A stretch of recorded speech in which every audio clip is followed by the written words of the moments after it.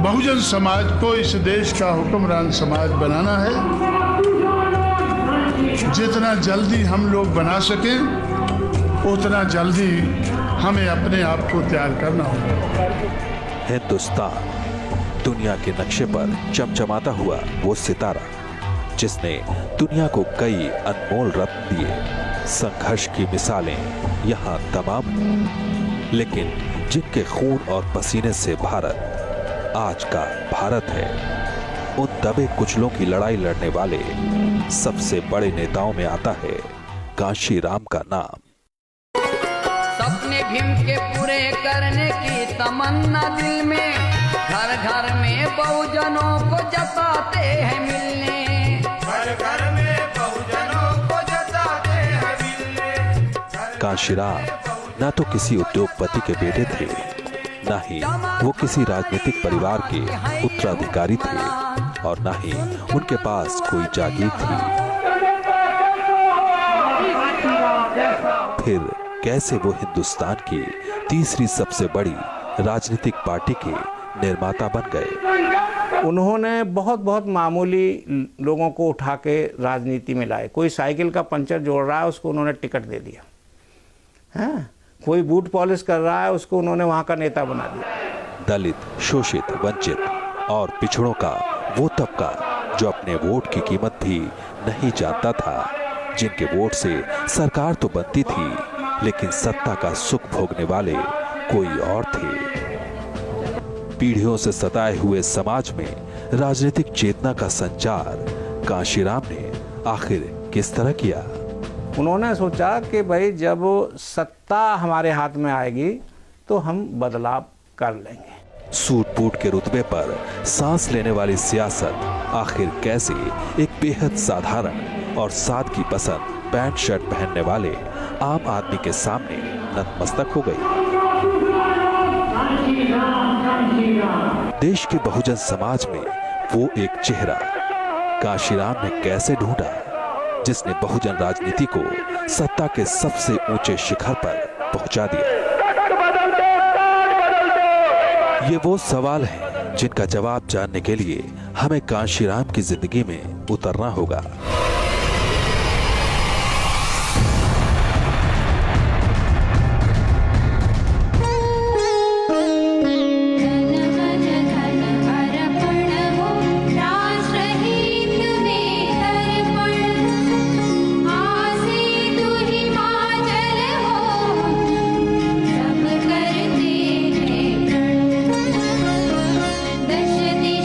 बाबा साहेब भीमराव अम्बेडकर ने आजाद भारत को संविधान के रूप में एक ऐसी व्यवस्था दी जिसमें सभी को समान अधिकार मिला।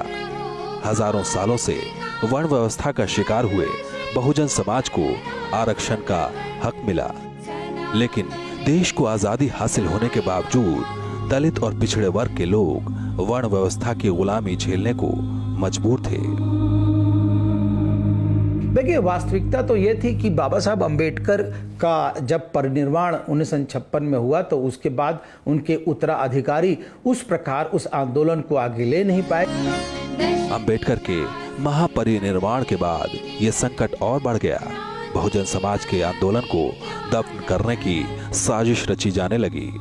ये आजादी के बाद का वो दौर था जब दलितों और अनुसूचित जाति जनजाति के लोगों को सरकारी नौकरियों में हिस्सा तो मिला, लेकिन समाज में बराबरी का अधिकार अब भी दूर की बात थी।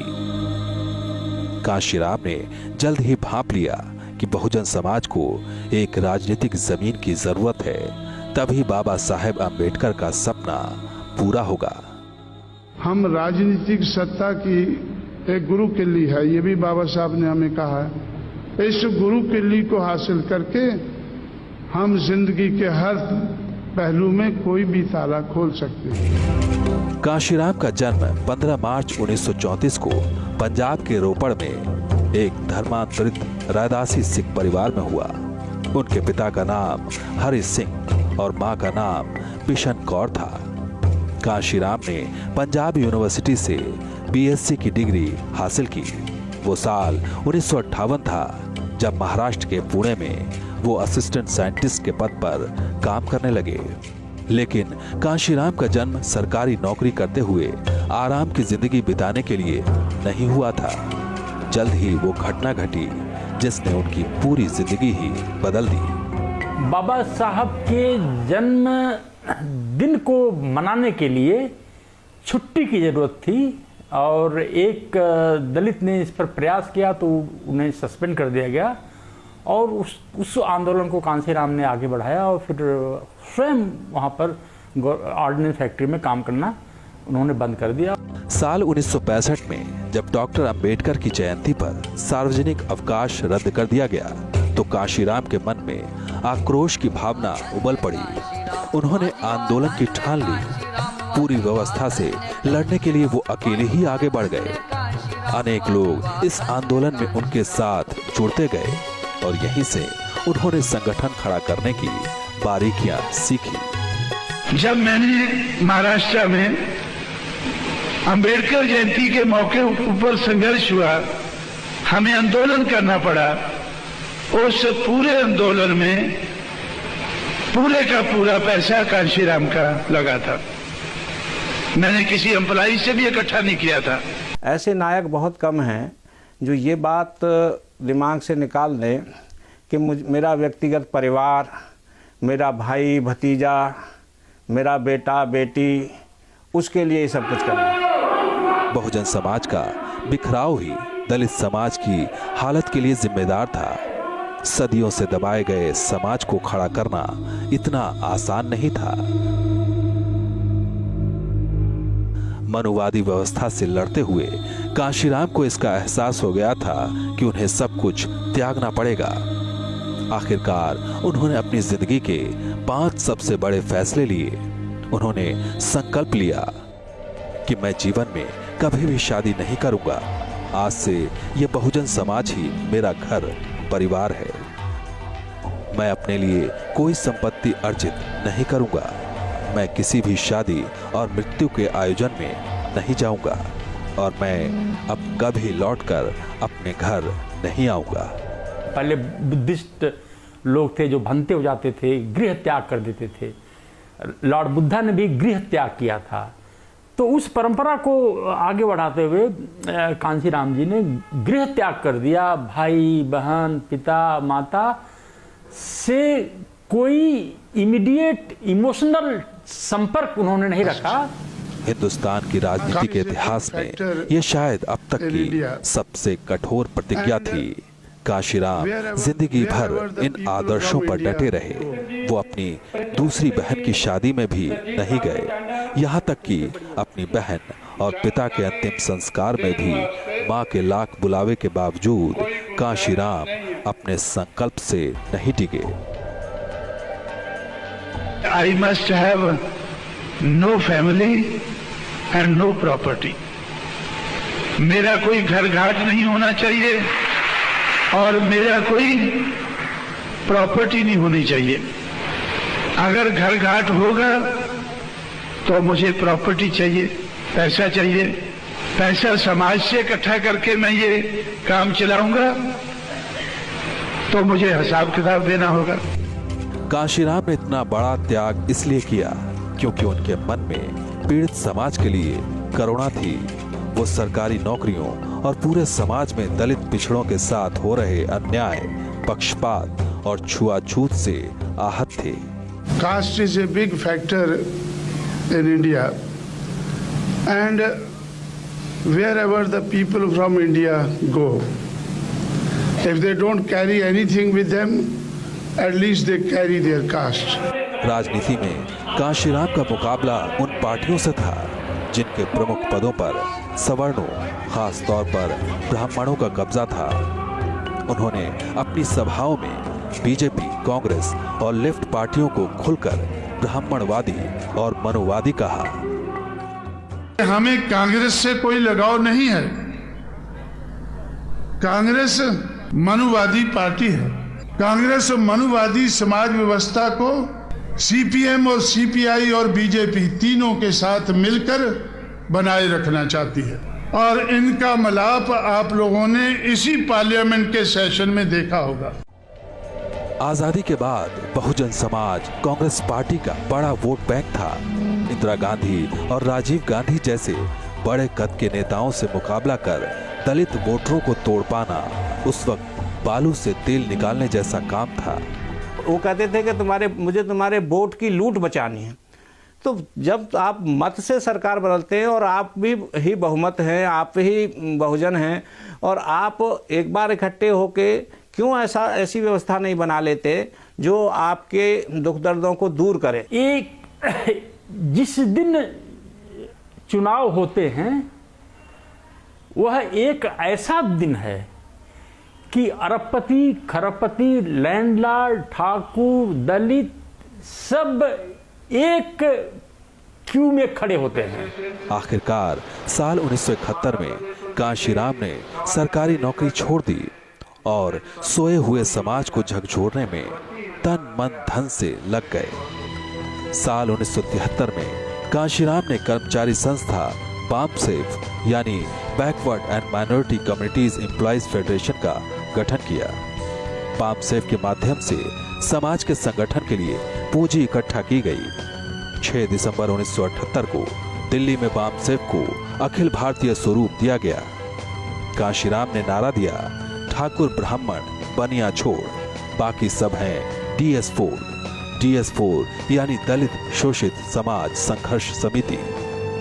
जिन लोगों ने पूना का पहला दफ्तर मेरा देखा होगा बामसेफ का, तो 2 कमरे का दफ्तर था। अगले कमरे में बामसेफ चलती थी और पिछले कमरे में, बीच में दरवाजा था, पिछले कमरे में RPI चलती थी। उन्होंने तुरंत ये पहचान लिया कि अगर हमको अंबेडकरी आंदोलन को गतिशीलता देनी है तो केवल और केवल कर्मचारी तंत्र के अंदर नहीं बंद के रहना पड़ेगा, और इसलिए उन्होंने DS4 की 1981 के अंदर 6 दिसंबर 1981 में उन्होंने DS4 बनाई, दलित शोषित समाज संघर्ष समिति। बाद में DS4 के जरिए ही कांशीराम ने कश्मीर से कन्याकुमारी तक साइकिल रैली निकाली और देश भर में घूमे। चलो सारे मिलके चलो रे सारे मिलके चलो, कांशीराम जी है साथ साथ, सारे मिलके 100 दिनों में ये साइकिल यात्रा दिल्ली पहुंची। इस दौरान 7,000 से ज्यादा सभाएं की गई। 42,000 किलोमीटर दूरी तय करके लगभग 10 करोड़ लोगों से संपर्क साधा गया। ये उस जमाने में अपनी तरह का सबसे बड़ा राजनीतिक प्रयोग था। पैदल चले थे, साइकिल चला के। वो अकेले नेता दिखाई पड़ते हैं जो अपने पास चना, थोड़े से चने रखते थे, गुड़ रखते थे, चना खा लिया, गुड़ ले लिया और पानी पी लिया। जबकि तमाम नेताओं के आप देखिए रैलियां निकलती हैं और होती हैं, AC में नेता चलता है और वहाँ जाके अपना भाषण देता है सब हैं। साथ साथ एयर कंडीशन की व्यवस्था की जाती है, रथ भी सजाए जाते हैं, तो कैसे सजाए जाते हैं। लेकिन कांशीराम की साइकिल यात्रा जो थी वो सीधा लोगों से जुड़ जाती थी। कांशीराम ने संगठन को मजबूत करने में अपनी पूरी जिंदगी खपा दी। उन्होंने दलित नेताओं को चुनाव लड़वाए और जितवाए, लेकिन साल 1977 में मायावती के रूप में उन्हें एक ऐसा चेहरा मिला जिसने राजनीति के खेल में बड़े बड़ों को धूल चटा दी। उस वक्त तक कांशीराम बड़ी राजनीतिक हस्ती जरूर बन चुके थे, लेकिन सत्ता दूर दूर तक नजर नहीं आ रही थी। ऐसे कठिन दौर में मायावती के संघर्ष ने दलित समाज को नई ताकत दी। साल 1980 आते आते बामसेफ दलितों का सबसे बड़ा थिंक टैंक बन गया। तब कांशीराम ने कुछ ऐसे नारे गढ़े जिसने पूरे दलित समाज में जान फूंक दी। वोट हमारा, राज तुम्हारा, नहीं चलेगा नहीं चलेगा। वोट से लेंगे PM CM, आरक्षण से लेंगे SP DM। जिसकी जितनी संख्या भारी उसकी उतनी भागीदारी। ये वो नारे थे जिसने सवर्णों के वर्चस्व पर सीधे चोट की और दलित राजनीति को उम्मीदों के पंख लगा दिए। जिसकी जितनी संख्या भारी उसकी उतनी भागीदारी, ये जो एक वृहत फलक पर राजनीति का, आत्म राजनीति का जो उन्होंने आगमन किया, मुझे लगता है कि वह अपने आप में एक नया प्रयोग था। 14 अप्रैल 1984 को बाबा साहेब भीमराव अम्बेडकर की जयंती पर कांशीराम ने बहुजन समाज पार्टी की स्थापना की। उन्होंने अपने आंदोलन को कर्मचारी आंदोलन से होते हुए उसको गतिशीलता प्रदान करते हुए राजनीतिक आंदोलन 14 अप्रैल 1984 में बदल दिया और अखिल भारतीय संगठन की ओर बढ़ गए। कांशीराम का लक्ष्य 6000 पिछड़ी जातियों को जोड़कर बहुजन समाज के हाथों में सत्ता की चाबी थमाना था। लेकिन ये इतना आसान नहीं था। एक तरफ मुकाबले में कांग्रेस पार्टी थी, जिसने गरीबी हटाओ नारे के साथ दलितों को भ्रमित कर रखा था, और दूसरी तरफ भारतीय जनता पार्टी से मुकाबला था, जिसने राम के नाम पर सत्ता हासिल करने का पासा फेंका था। कांग्रेस, बीजेपी और लेफ्ट पर प्रहार करने के लिए कांशीराम ने सबसे पहले उन दलित नेताओं को निशाना बनाया जो अपने निजी स्वार्थों के लिए कांग्रेस और बीजेपी में चमचागिरी कर रहे थे। साल 1982 में ऐसे दलित नेताओं पर कांशीराम ने एक किताब लिखी, द चमचा एज, यानी चमचों का युग। इस किताब ने पूरे देश में खलबली मचा दी। मैंने एक किताब लिखी है, चमचा एज, चमचों का युग। चमचों से कैसे निपटना है, उसके लिए भी मैंने उसमें उपाय लिखे। एक उपाय है, hit the hand that operates the चमचा। चमचों से मत उलझो, चमचों को मत तोड़ो, क्योंकि अगर एक चमचा मैंने ऐसा है उसको हट किया, वो टूट जाएगा, तो हमारा दुश्मन दूसरा चमचा उठा लेगा। जो चमचों को उठाने वाले हैं उनको मैं हिट करता हूं, उनको जो यूज करने वाले हैं उनको हिट करता हूं। उनमें कितने वास्तविक नेतृत्व करने वाले हैं और कितने चमचे हैं, इसलिए उन्होंने चमचा एज नाम की किताब लिखी। उन्हें इस बात को, मतलब शब्द बड़ा हल्का सा लगता है, बचकाना सा लगता है कि चमचा, वो ऐसे कह देते ना, ये तो चमचा है, लेकिन ये बहुत गंभीर किताब बन गई। और ऐसा उन्होंने जो सहज रूप में इस बात को देखा कि तमाम लोग जो हैं चमचा बनने में ही अपने को नेता समझ रहे हैं। वो कह रहे थे तुम नेता बनो, चमचा क्यों बन रहे हो। 20 सालों की मेहनत से तैयार की गई बहुजन राजनीति की जमीन पर अब स्वाभिमान और आत्मसम्मान की फसल लहलहाने की तैयारी थी। साल 1981 में कांशीराम ने इलाहाबाद लोकसभा सीट से वीपी सिंह के खिलाफ चुनावी बिगुल फूंक दिया। कांशीराम वो चुनाव हार गए, लेकिन उस दौरान उन्होंने एक नारा दिया था, वोट से पहले नोट दो। ये नारा सबकी जुबान पर चढ़ गया। इसके 10 साल बाद 1991 में कांशीराम पहली बार इटावा से लोकसभा सांसद बने। मान्यवर कांशीराम को उस समय 81,000 वोट मिले और उन्होंने ये बता दिया था कि मुझे 81,000 रुपए मिले हैं, मुझे इतने ही वोट मिलेंगे। और वास्तविकता में वो बात सही थी कि एक नोट और एक वोट का नारा उन्होंने दिया और करके दिखाया कि जो एक वोट दे सकता है वो हमको एक नोट भी दे सकता है। लेकिन कांशीराम की राजनीतिक विरासत को ऊंचाइयों पर पहुंचाया बहन कुमारी मायावती ने। साल 1995 में 39 साल की उम्र में मायावती सबसे बड़े राज्य की सबसे कम उम्र की मुख्यमंत्री बनी। पूर्व प्रधानमंत्री नरसिंह राव ने तब मायावती को लोकतंत्र का चमत्कार कहा था। लोगों ने कहा कि आप तो हार रहे हैं, कोई सीट नहीं निकल रही है, क्यों प्रयास अपना व्यर्थ कर रहे हैं। उन्होंने कहा अभी हम हारने के लिए लड़ रहे हैं, कभी जीतने के लिए लड़ेंगे। और वह दिन एक दिन आ गया जब बीएसपी को अपने बल पर उत्तर प्रदेश में मेजोरिटी मिली। साल 2001 में कांशीराम ने सार्वजनिक तौर पर घोषणा कर मायावती को अपना उत्तराधिकारी बनाया।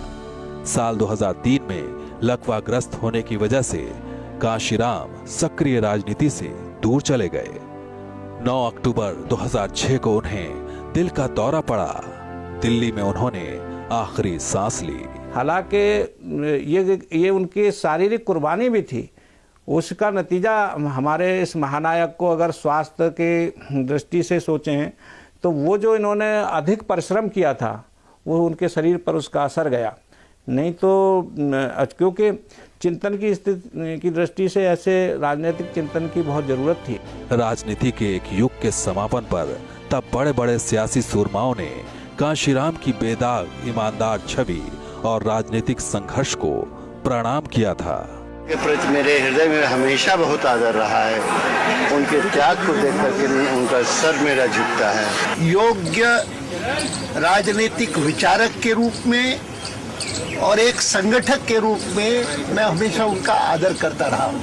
महान नेता थे कांशीराम जी, और दलितों को जो उन्होंने जगाया, इज्जत और सम्मान दिया, और भारत के मानचित्र पर उन्होंने दलित भाइयों को जो अंतिम आदमी समाज के हैं उनको प्रतिष्ठित करने में बड़ा भारी इनका योगदान रहा है। कांशीराम का महापरिनिर्वाण हुआ। 1 साल बाद ही चौथी बार मायावती पूर्ण बहुमत के साथ उत्तर प्रदेश की मुख्यमंत्री बनी। ये पूर्ण बहुमत से बनी बीएसपी की पहली सरकार थी। दलित राजनीति अपने शिखर पर थी। मायावती और कांशीराम दो ही इसके आधार थे। तो उसमें बड़ा पिलर जब टूट गया तो सब कुछ मायावती जी के हाथ में या उनके निर्णय पर या उनकी जिम्मेदारी बन गई। कांशीराम एक ऐसे इतिहास पुरुष थे जिन्होंने देश के बहुत बड़े वर्ग को अपनी राजनीतिक ताकत का एहसास करवाया। दलितों, पिछड़ों, गरीबों और वंचितों के लिए संघर्ष करने वाले नेताओं में कांशीराम का नाम आज भी दुनिया में Mahatma Gandhi, Bhimrao Ambedkar, Martin Luther King और नेल्सन मंडेला जैसे महान विभूतियों के साथ लिया जाता है।